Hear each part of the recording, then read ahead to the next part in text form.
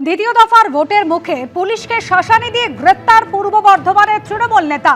গ্রেপ্তার করা হয়েছে বর্ধমান পুরসভার 22 নম্বর ওয়ার্ডের তৃণমূল কাউন্সিলর নারুগোপাল ভকতকে।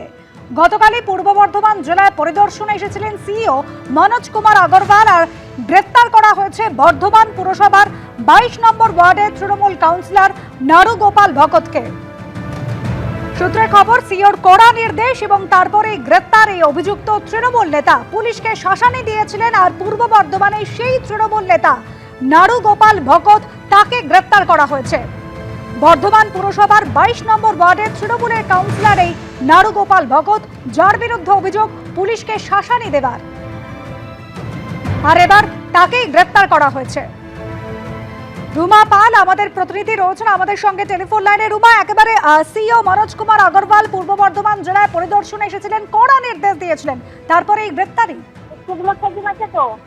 দেখো, জানি রাখি যে এই মুহূর্তে পাওয়া খবর অনুযায়ী যে নারুগোপাল ভকত, যিনি হচ্ছে 22 নম্বর ওয়ার্ডের কাউন্সিলর পূর্ব বর্ধমান, তাকে গ্রেপ্তার করেছে, এমনটাই কিন্তু কমিশন সূত্রের খবর। পুলিশকে শাসিয়েছিলেন এমনটাই অভিযোগ রয়েছে এবং কমিশনের নজরে ছিলেন। এর আগে কিন্তু কমিশন বারবার বলেছিল যে যদি কোনো পুলিশের দিকে কেউ পুলিশকে শাসানো বা কোনো ভোটারদের শাসানো, সেক্ষেত্রে যদি এগুলো দেখা যায়, সেক্ষেত্রে কিন্তু কমিশন কড়া পদক্ষেপ নেবে।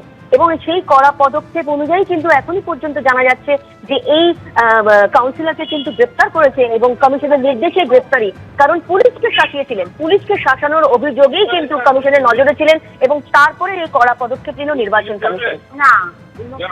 ধন্যবাদ রুমা।